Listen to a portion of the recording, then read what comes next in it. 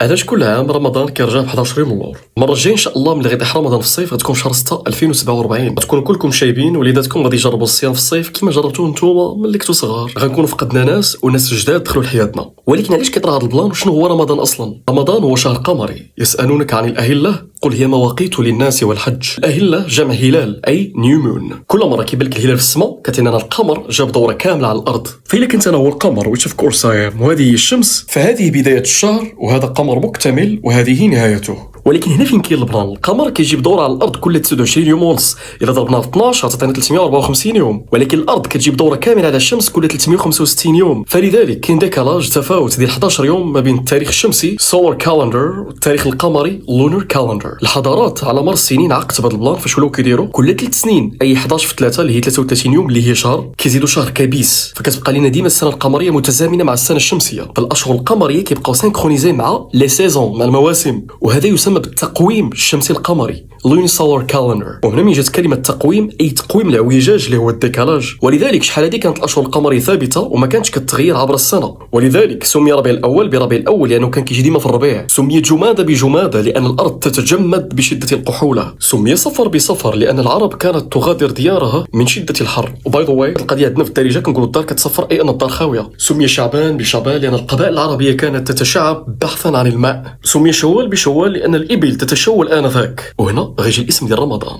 رمضان ما جاتش من الرمض ولكن الرمضي هي ديك الشتيوه الاولى اللي كطيح على ارض سخونه طايبه. ولكن في السنه 17 الهجره طرا واحد المشكل. اختلفت الناس في التفسير ديال الايه الكريمه ديال الشهر النسيء. النسيء اي المؤجل. انما النسيء زياده في الكفر يضل به الذين كفروا يحلونه عاما ويحرمونه عاما. هذه الايه الكريمه نزلت في قراءات مختلفه. يضل فاعل سبجكت ويضل مفعول به اوبجكت. فالناس تقسموا قال لك الشهر النسيء ماشي هو الشهر الكبيس لان الايه ديال النسيء نزلت في القوم الذين كفروا فكانوا كيزاقلوا الشهر اللي خدام لهم بالشهر اللي ما خدامش لهم فينسئون اي يؤجلون الشهر اللي ما خدامش لهم ليواطئوا عده ما حرم الله فيحلوا ما حرم الله. لذلك تيق ولا ما تيقش كاين مسلمين ما كيصوموش معانا وانما كيصوموا ديما في اول هلال كيطيح ما بين سبتمبر شهر 9 واكتوبر شهر 10. انا شخصيا كنعرف واحد خينا 20 عام هو كيصوم ما بين شهر 9 وشهر 10 اي عندهم رمضان ثابت لا يتغير طيلة الزمن. علاش؟ لانهم كيصوموا في الايكوينوكس الاعتدال الخريفي في القسم الشمالي من الكره الارضيه وكيكون الاعتدال الربيعي في القسم الجنوبي. هذا الوقت اللي كيتسمى الايكوينوكس كيكون نهار اكزاكتلي قد الليل تقريبا في الكره الارضيه كامله. فهاد القله القليله كيقولوا يريد الله بكم اليسر ولا يريد بكم العسر فيعتقدون ان رمضان خص يبقى ثابت لا يتغير لانه الا جا في شهر 6 اي انقلاب الصيفي سامر سولستيس غيكون اطول نهار في القسم الشمالي واقصر نهار اطول ليل في القسم الجنوبي. الناس في السويد والنرويج وايسلندا وفنلندا غيصوموا 22 ساعه واكثر. في نفس الوقت المسلمين في استراليا غيصوموا غير 8 سوايع. كذلك هاد الناس كيقولوا انهم ما كيخالفوش الايه الكريمه ديال ان عده الشهور عند الله 12 شهرا في كتاب الله لانهم يزعمون ان هاد الايه الكريمه لا تشمل الشهر الكبيس لان الشهر الكبيس كيزاد كل 3 سنين وانما الاصل هو 12 شهر.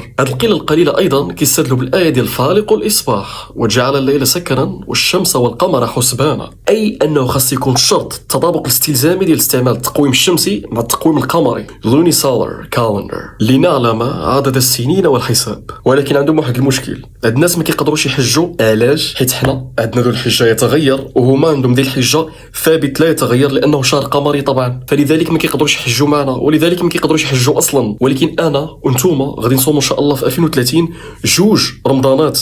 الاول غيكون في جونفيي والاخر غيكون في ديسمبر.